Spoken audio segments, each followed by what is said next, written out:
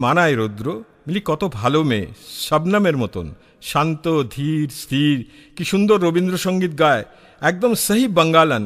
তোকে ভালোবাসে খুব, একদম লাভ ইন সিমলা টাইপ, সাগরিকায় উত্তম সুচিত্রা টাইপ। সেই মিলিকে তুই ডজ দিচ্ছিস, ইয়ে গলত হো রা হ্যায় ইয়ার। অনামিকার মধ্যে কি আছে বলতো? তোর সঙ্গে বয়সে বড়, তোকে এক হাটে কিনে আর এক হাটে বেঁচে আসতে পারে। রৌদ্রঞ্জনকে চেক কর, মিলির সঙ্গে এরকম করিস না, মিলিকে ধোকা দিস না, মিলিকে ছাড়িস না, পরে আফসোস করবি। দুঃখী মন মেরা সুন মেরা কেহনা গানটা শুনেছিস? দরজায় বেল বাজলো, অম্লান জানলা দিয়ে দেখতে পেল শিলা। হঠাৎ শিলা কেন? কিছু হলো নাকি? শিলার বাড়িতে সব জেনে গেছে নাকি? সবুজ সালোয়ার কামিজ পরে এসেছে শিলা, কি চমৎকার যে দেখাচ্ছে। নিশ্চয়ই টুকমার সঙ্গে কোথাও যাওয়ার আছে। টুকমা ছোট বোন হলে কি হবে, বেশ পাকা। একদিন বলেছিল, এই তুই শিলার দিকে অমন করে তাকাস কেন, ওর দিকে তাকিয়ে লাভ নেই, ও এনগেজড। তাহলে অম্লান ভাবল টুকমা নিশ্চয়ই মজা করছে। শিলার চাহনিতে দু চারটে কথায় ওর মনে হয়েছিল শিলা তৈরি, এরপর শুধু বলতে হবে আই লাভ ইউ শিলা, मैं तुमसे मोहब्बत करता हूँ। শিলার খুব অভিনয় করার শখ, নাটকে হিরোইন হতে চায়। প্রকাশকে বলে চরাচর গোষ্ঠীর আগামী নাটকে একটা রোল জোগাড় করে দিতে হবে।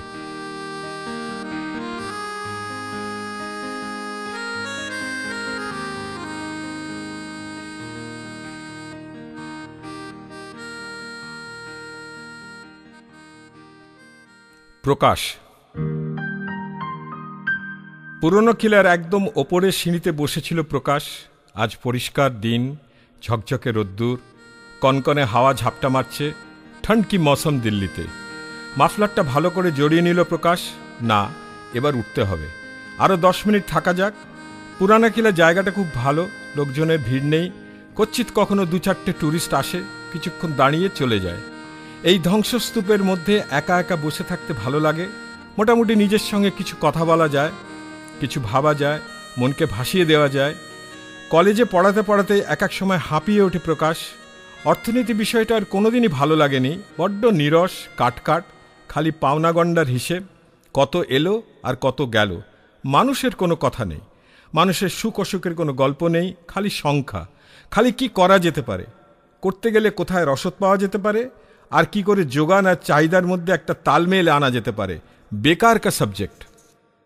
কিন্তু পাকেচক্রে আজ প্রকাশ অর্থনীতির লেকচারার, অর্থনীতির মাস্টার, হুসেন কলেজের 3 নম্বরের অর্থনীতির প্রফেসর। ছেলেরা প্রকাশকে ভালোবাসে, শ্রদ্ধা করে। প্রকাশ ক্লাসে ঢুকলেই হাঁ করে তাকিয়ে থাকে। সেটা কিছুটা প্রকাশের চেহারার জন্য। ওর বুদ্ধিদীপ্ত চোখ, ফ্রেঞ্চ কাট দাড়ি আর মিহি চিকন ঠোঁট, তামাটে গায়ের রং, সব মিলিয়ে একটা টাশন আছে। ওকে দেখলে মনে হয় হলিউড ওয়েস্টার্ন ছবির গুমরাহ নায়ক। তারপর প্রকাশের গলা জলদগম্ভীর, বেশ ভারী, নাটকীয়। প্রতিটি শব্দ, প্রতিটি বাক্য সে সবসময় ছন্দ দিয়ে বলে। প্রকাশ যখন কথা বলে তখন মনে হয় সিনেমার কোনো চরিত্র কথা বলছে।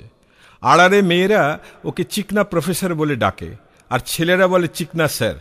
ওর কলিগরা ওকে ডাকে বলরাজ বলে। বলরাজ সাহানির সঙ্গে নাকি ওর খুব মিল। প্রকাশ জানে ওর একটা অ্যাপিল আছে, জেনে শুনে সবসময় নিজেকে নাটকীয় করে রাখে। আসলে সে নিজে নাটক পাগলা, চরাচর গোষ্ঠীর ফাউন্ডার মেম্বার। দিল্লির নাটক প্রেমীদের কাছে চরাচর একটা নাম, একটা ফলক। প্রতি বছর নতুন আঙ্গিকে নতুন নাটক করে চমকে দেয় সবাইকে, আর এই চমকে দেওয়ার নেপথ্য নায়ক হল প্রকাশ। আজ অনেকক্ষণ নিজের সঙ্গে কথা বলেছে প্রকাশ। কাল চরাচরের আগামী নাটক নিয়ে জরুরি মিটিং। সমরেশদা, বাবলুদা, মায়াদি, চরাচরের সিনিয়র মেম্বারদের সঙ্গে ওকে জুঝতে হবে। প্রকাশ ঠিক করেছে আর বস্তাপচা নাটক করবে না। নতুন বিষয়, নতুন আঙ্গিকে, নতুন ফর্মে নাটক করার দরকার। প্রসেনিয়াম নাটক ছেড়ে বেরিয়ে আসতে হবে। প্রকাশ ঠিক করেছে এই চরাচর গোষ্ঠীর আগামী নাটক হবে এই পুরানা কিলার মধ্যে, পুরানা কিলার পটভূমিকায়। এবারে স্টেজ পুরানা কিলা। দিল্লির নাটকে বিপ্লব, ইনকলাব জিন্দাবাদ, হাম হোঙ্গে কামিয়াব, উই শ্যাল ওভারকাম। এখন 2টো বাজে, এবার উঠতে হবে। 4টে নাগাদ শঙ্কর মার্কেটে পৌঁছতে হবে। শঙ্কর মার্কেটে চরাচরের রিহার্সাল রুম। অম্লান আসবে শিলা বলে একটা মেয়েকে নিয়ে, সে নাকি অভিনয় করতে চায় চরাচরে। অম্লান বলেছে হিরোইন মেটেরিয়াল, ভালো, বেশ ভালো, একটা চান্স দেওয়া যেতেই পারে। তাছাড়া অম্লানকে একটু ফেভার করতে হবে। যে জাপানি নাটকটা ওর মাথায় ঘুরছে, একমাত্র অম্লানই পারে সেটা বাংলা করে দিতে। ওর বাংলা লেখার হাতটা খুব ভালো। ওর দাদু নাকি কোনো বাংলা পত্রিকার সম্পাদক ছিলেন। ঠিক হ্যাঁ অম্লান, তেরি বাত रहेगी, কিন্তু টুল্লাকে চাই। একমাত্র টুল্লাই পারবে এই জাপানি নাটকের সেট বানাতে, একমাত্র ওই পারবে এই পুরানা কিলার ব্যাকড্রপে নাটকের সেট বাঁধতে। কিন্তু টুল্লা কি করবে? ও যা পাগল। কাজ হাতে নিয়ে যদি কেটে পড়ে তবে টুল্লা জিনিয়াস, আর্ট কলেজের 1 নম্বরের ছাত্র, কিন্তু চার্সি। বেশিরভাগ সময় গাঁজা খেয়ে টুল হয়ে থাকে। না, টুল্লার সঙ্গে কাল দেখা করতেই হবে।